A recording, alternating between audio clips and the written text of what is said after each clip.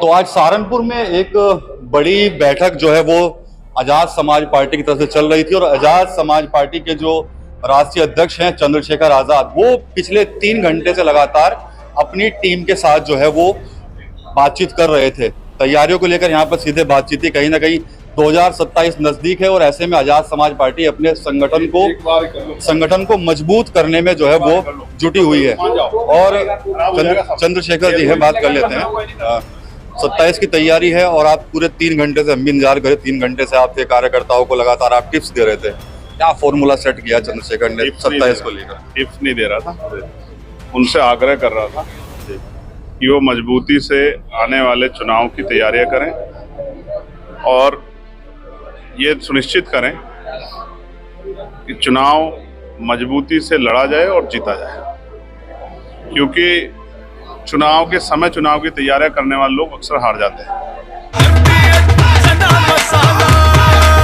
अब छोलिया हो या लोबिया, सफेद चने या काले चने, सब कुछ मजेदार बने। हमें चुनाव जीतने के लिए लड़ना है, उसके लिए जो तैयारियां अभी तक हुई है उसका भी निरीक्षण करना था और जो आगे तैयारियां करनी है, जहां कमियां दिख रही थी उसके प्रति भी जागरूक करना था। दोनों काम हुए।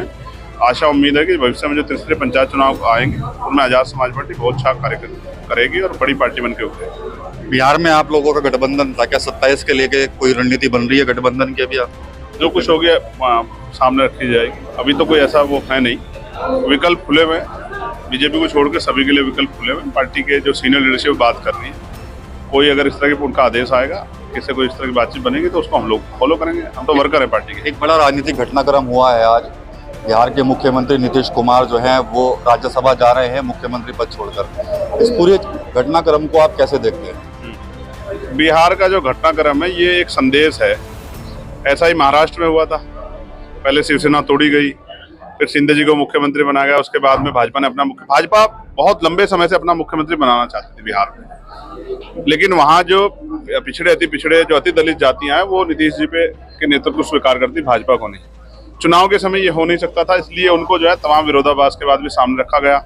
और अंत है जब अब सरकार बन गई है तो वो जो वादा हुआ था कि नीतीश जी मुख्यमंत्री, उसको मुझे लग रहा है कि ये खुशी से नहीं मजबूरी में वो उनको करवाया जा रहा। हो सकता है उनके बेटे को कल डिप्टी चीफ मिनिस्टर बना दिया जाए, जिससे जो है दोनों काम हो जाए, उनका बेटा भी सेट हो जाए और नीतीश जी का जो है अब जो है मार्गदर्शन मंडल में भी उनकी वो हो जाए, इसलिए शायद उनको राज्यसभा भेजा जाता है। आज मैं सुबह देख रहा था, एक ट्वीट हुआ था आपकी तरफ से जो वित्तविहीन शिक्षक हैं उनको लेकर, क्या मांग की है सरकार? देखिए, मैंने मांग की है उनको कोई भी जो है सुरक्षा नहीं मिलती है, सुविधा और सुरक्षा, पीएफ या मेडिकल इंश्योरेंस, और जो उनका वेतन है मानदेय जो वो भी बहुत कम है। 4 लाख से ज्यादा अध्यापक हैं, 23,000 जो हैं स्कूल हैं वित्तविहीन, कोई नियमावली नहीं है। शिक्षा का क्षेत्र है, शिक्षा बहुत सारे रास्ते खोलती है। जब अध्यापक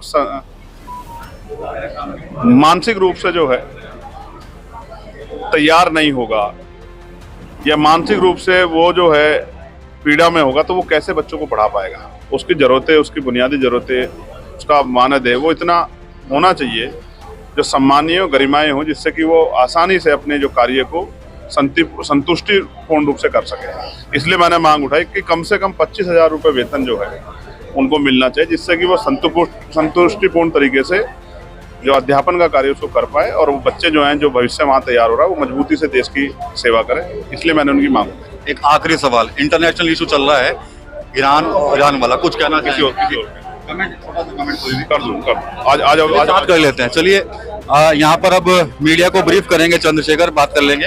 आपने अपने कार्यकर्ताओं के साथ बैठक की है, क्या बैठक का एजेंडा था, क्या कुछ कार्यकर्ताओं से बातचीत? देखिए, ये सहारनपुर है और ये मेरी जन्मभूमि है।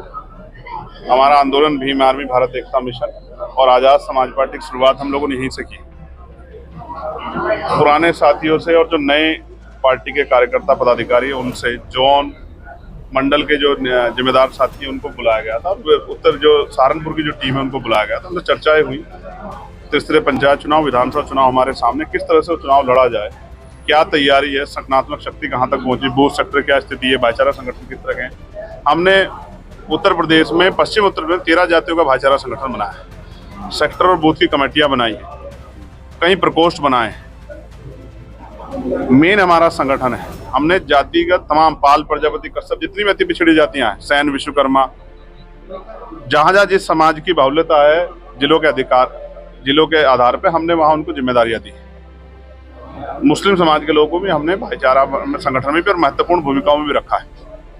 इसी तरह से नीचे का संगठन बने और इतनी जातियों का भाईचारा बना के हम लोग उत्तर प्रदेश के तीसरे पंचायत चुनाव, विधानसभा चुनाव में जाएं, इसी की समीक्षा और आगे के निर्देश दिए गए और आशा उम्मीद है कि पार्टी कार्यकर्ता और तेजी से काम करेंगे और पार्टी को शक्ति बनाने का काम करेंगे। बिहार में जो राजनीतिक घटनाक्रम देखने को मिला है, आज नीतीश कुमार राज्यसभा जा रहे हैं, मुख्यमंत्री पद छोड़ा गया है, इस पर आपका क्या कहना है? देखिए, एक होती जरूरी, एक होती मजबूरी।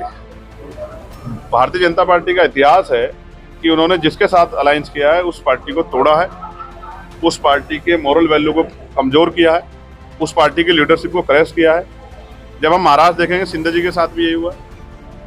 और अब नीतीश जी चुनाव नीतीश जी के नाम पर लड़ा कि नीतीश जी मुख्यमंत्री रहेंगे, क्योंकि अगर ये चुनाव पहले कहा जाता कि नीतीश जी मुख्यमंत्री नहीं होंगे तो शायद बीजेपी इतने बहुमत में नहीं जाती। नीतीश जी के नाम पर चुनाव लड़ा और अब जब चुनाव खत्म हो गया तो शायद जो है उनको मजबूरी उनके आगे पैदा कर दी है कि उनको वो छोड़ना पड़े, इसलिए वो छोड़ रहे हैं, वरना कोई मुख्यमंत्री कुर्सी नहीं छोड़ता है। और हो सकता है, मुझे लगता है उनके बेटे को एडजस्टमेंट अब करके जो है डिप्टी चीफ मिनिस्टर बना दिया जाए, या उनकी पार्टी किसी व्यक्ति को, हो सकता है इस तरह के एडजस्टमेंट के साथ किया गया। लेकिन ये बिहार की जनता के साथ एक धोखा हुआ है, छल हुआ है, और इस बात के छल की बार बार हमने वो की थी कि हो सकता है नीतीश जी से कोई इस बार मुख्यमंत्री ना बनाया जाए। दुनिया भर की निगाहें टिकी हुई हैं ईरान और के ऊपर जो अटैक हुआ उसमें खामनेई की मौत हुई है, और उसके बाद एक बड़ी वॉर जो है वो देखने को मिल रही है। देखिए, अमेरिका ने घूस लेकर इजराइल और सऊदी अरब से दुनिया को, अमन चैन से रहे लोगों को युद्ध में झोंक दिया, और ये सब, इसका जो सबसे बड़ा जान माल का नुकसान हो रहा है वो आम जनता को हो रहा है। भारतीय लाखों की संख्या में अरब कंट्री में रहते हैं, अमेरिका में भी रहते हैं, इजराइल में भी रहते हैं, ईरान में भी रहते हैं, और बहुत बड़े पैमाने पे, क्योंकि जमीनी यातायात, हवाई यातायात, पानी मार्ग सब बंद है, तो लोग परेशान हैं कि वो अपने घर कैसे लौटे। कल मैंने अपने लोकसभा क्षेत्र नगीना बिजनौर के सैकड़ों लोगों से बात की जो दोहा में थे, कतर में थे, कुवैत में थे। वो कह रहे हैं कि हमारे आसपास बमबारी हो रही है, एक एक मिनट का भरोसा नहीं है, भैया हमारे लिए कुछ कीजिए। मैंने मेल भी किया है फॉरेन मिनिस्टर को। ये अच्छी सिचुएशन नहीं। मैं आपके माध्यम से, मीडिया के माध्यम से सरकार से मांग करता हूं, ईरान हमारा सच्चा मित्र रहा है, चाहे पाकिस्तान का इश्यू हो, चाहे ऊर्जा क्षेत्र हो, चाहे सैनिक अभ्यास हो, हमेशा ईरान हमारे साथ खड़ा रहा। ईरान के साथ अन्याय हुआ, ये सरकार देख रही है। अगर वो उस पर बोल भी नहीं सकती तो उनको अन्याय करने वालों का समर्थन नहीं करना चाहिए, एक बात। और दूसरी बात, उनको पूरी कोशिश करनी चाहिए कि जो भारतीय वहां फंसे, एक एक भारतीय की जिम्मेदारी है सरकार के ऊपर कि वो भारतीयों को सुरक्षित वापस अपने देश, अपने परिवार के बीच लाए। कल जब मैं उनसे बात करा, उनकी आंखों में आंसू थे। वो कह रहे थे कि हम तो परेशान नहीं, हमारी माएँ, बहनें, हमारे परिवार में हमारे बच्चे, हमारे पिताजी सब परेशान हैं, क्योंकि ये भी नहीं पता कल क्या खबर आ जाएगी, अगले घंटे क्या खबर आ जाएगी। वो सो नहीं पा रहे। इतनी पीड़ा के दौर में मैं सरकार से मांग करता हूं कि हमारे प्रधानमंत्री जी को बात करनी चाहिए सरकारों से, और सबसे पहले जो भारतीय वहां फंसे हैं उनको देश लाने के लिए कोई नीति बनानी चाहिए। ये उनका राजधर्म भी है, और मैं चाहता हूं सरकार और प्रधानमंत्री राजधर्म का पालन करें। धन्यवाद। तो ये चंद्रशेखर आजाद थे, आपने इनको सुना। 2027 के विधानसभा चुनाव और साथ ही साथ जो त्रिस्तरीय पंचायत चुनाव हो रहे हैं, उनको लेकर आज अपने कार्यकर्ताओं के साथ एक बैठक की है, और यहाँ पर उनको कई टिप्स जो है वो, हालांकि चंद्रशेखर खुलकर बता नहीं रहे हैं, लेकिन बड़ा जो है बैठक जो आज देखने को मिली है, जिसमें तमाम पदाधिकारी यहाँ पर मौजूद रहे। इसके अलावा चंद्रशेखर आजाद ने ये भी बताया है कि वो 27 के में गठबंधन जो है वो किसके साथ करने वाले हैं। साफ कह रहे हैं कि बीजेपी को छोड़ के सभी के लिए विकल्प खुले हुए हैं। इसके अलावा जिस तरह से ईरान, इजराइल और अमेरिका के बीच में जो कुछ चल रहा है, उस पर भी चंद्रशेखर आजाद ने सरकार पर तंज कसा है, और साथ ही साथ जो वहां पर जो लोग फंसे हुए हैं उनको वापस भारत सुरक्षित लाने की मांग जो है वो उनकी तरफ से की गई है। टीवी9 यूपी के लिए सहारनपुर से विकास कबीर। अब छोलिया हो या लोबिया, सफेद चने या काले चने, सब कुछ मजेदार बने।